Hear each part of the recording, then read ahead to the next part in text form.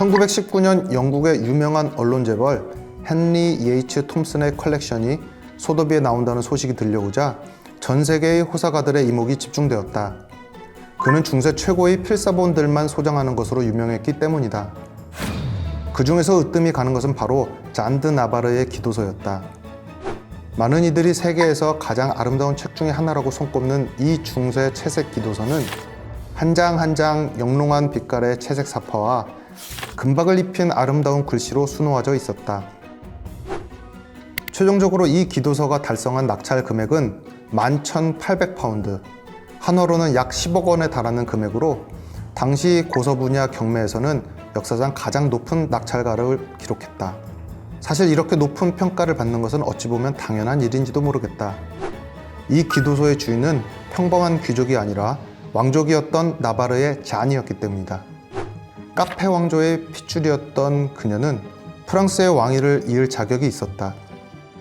그녀가 태어난 1312년 할아버지는 프랑스의 왕 필립 4세였고 아버지는 훗날 왕위를 물려받아 루이 10세가 될 후계자였다. 어머니 마르그리트는 프랑스에서 최고로 부유하고 강력한 힘을 자랑하던 부르고뉴 공작의 맏이었으니 금수저가 아니라 다이아몬드 수저를 입에 물고 태어났다고 해도 과언이 아니었다. 하지만 그녀의 운명은 일찌감치 꼬이기 시작했다. 그녀가 태어난 지 겨우 2해가 지난 1314년 왕실과 프랑스 사회를 뒤흔든 사건이 발생했던 것이다. 이름하여 네슬레탑 스캔들. 자네의 어머니 마르그리트와 함께 필립 4세의 셋째 아들 샤를의 부인이었던 블랑쉬가 네슬레탑이라는 곳에서 프랑스의 기사들과 불륜을 저질러 왔다는 사실이 밝혀진 것이었다. 두 기사들은 거세를 당한 후 산채로 매달린 채 살갗을 벗겨내는 끔찍한 처형을 당했고 불륜을 저지른 필립 4세의 두 며느리들은 머리를 삭발당한 채 노르망디의 외딴 성 지하 감옥에 수감되었다. 네슬레탑 사건이 발생한 이후 프랑스 왕실은 여러모로 뒤숭숭했다.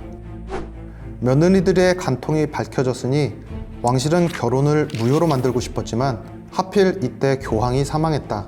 새 교황은 언제 뽑힐지도 알 수 없었다. 엎친 데 덮친 격으로 필립 4세는 사냥을 나갔다가 생긴 상처를 회복하지 못하고 사망했다.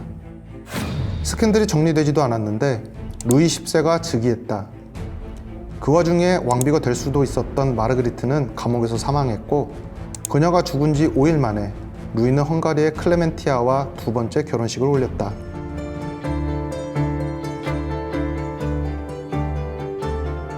비극은 이제 시작일 뿐이었다.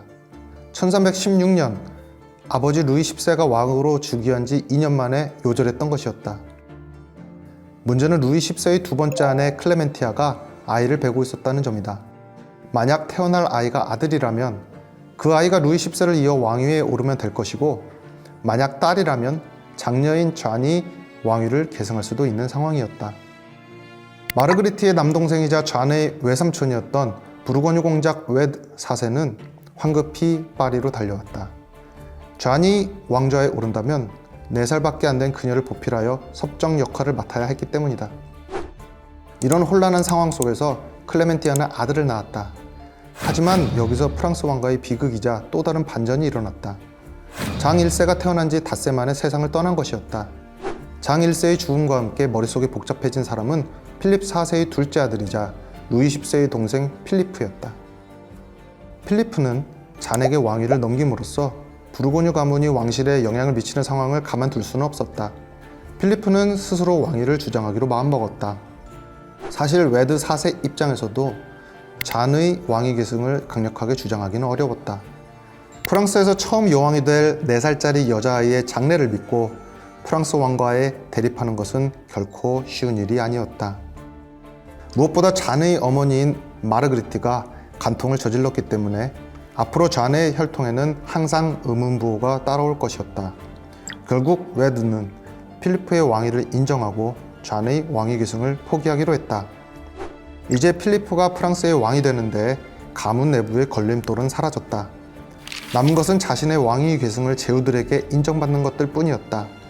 하루라도 빨리 정당성을 확보하여 왕권을 안정시키는 것이 필요하다고 생각한 그는 유명하다는 파리의 법학자 및 신학자들을 불러 모아놓고 자신이 왕이 되어야만 하는 근거를 어떻게든 마련하라고 압박했다. 몇 날 며칠을 곳곳의 서재 및 도서관을 헤집던 학자들은 어느 창고의 구석 깊숙한 곳에서 먼지가 두껍게 쌓인 문서 하나를 발견했다. 그것은 바로 살리카법이라고 불리는 고대의 법이었다. 당시로부터 900년 전 게르만족이 유럽 세계의 프랑크 왕국을 건설하던 시절에 만들어졌던 이 법은 프랑크족 내의 작은 부족이었던 살릭 부족의 민법에 해당하는 것이었는데, 살릭족이 근거지로 삼은 지역의 토지와 자기를 여성에게는 상속할 수 없다는 내용을 담고 있었다. 학자들이 필사적으로 찾아낸 이 법전을 보며 필리프는 이렇게 선언했다. 프랑스 왕국은 고대 프랑크 왕국 시절부터 내려오는 고귀한 법을 지켜야 할 의무가 있고, 따라서 여성인 좌는 왕위를 물려받을 수 없다고 말이다. 이렇게 좌는 900여 년 전에 기록되었던 작은 부족이 만든 법 때문에 프랑스의 여왕이 될 자격을 잃고 말았다. 필리프는 필리프 5세로 즉위했지만 그가 왕 노릇을 한 것은 겨우 5년이었다. 그는 아들 없이 딸만 넷이 있었는데 자신이 발굴해낸 살리카법 때문에 그의 딸들은 왕위를 물려받을 수 없었다. 왕위는 필리프 5세의 동생 샤를에게로 넘어갔다. 그러나 샤를 역시 후사를 남기지 못하고 죽었고, 이로써 300년 넘게 이어졌던 카페 왕조는 대가 끊기고 만다. 결국 프랑스 왕위는 카페 가문의 사촌뻘이었던 발루아 가문의 필리프 6세에게 넘어갔다. 필리프 5세가 발굴한 살리카법이 자기 가문의 멸망을 불러온 셈이다. 이것이 바로 프랑스 왕국이 그 후로도 여왕이 존재하지 않게 된 이유다. 왕조가 교체되면서 잔의 운명도 바뀌게 된다. 스페인과 프랑스 사이의 조그만 왕국, 나바르 왕국. 이 왕국의 여왕 호아나 1세가 잔의 할아버지인 필리프 4세에게 시집 오면서 그도 나바르의 공동왕에 즉위했었다. 마침 나바르 왕국도 마땅한 계승자가 없었고 계승권을 발루아 가문에게 넘길 이유가 없었던 나바르 왕국은 잔을 나바르의 여왕으로 낙점했다. 당연히 나바르는 프랑스 살릭 쪽과는 전혀 연관이 없는 것이었고, 살리카법은 당연히 나바르 땅에서는 효력이 없었다. 주어진 운명을 받아들이고 나바르의 여왕이 되기 위해 프랑스를 떠나는 잔에게 프랑스의 왕 발루아 가문의 필리프 6세가 선물한 것이 바로 잔드 나바로의 기도서였다.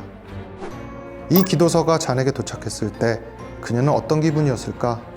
어둡고 외로웠던 어린 시절을 지나 비로소 밝은 시기가 찾아왔다는 안도감이 들지는 않았을까? 우리는 그녀의 마음을 전부 알지는 못하지만 그녀의 기도서만큼은 여전히 아름다움을 간직한 채 그 가치를 우리에게 전해주고 있다.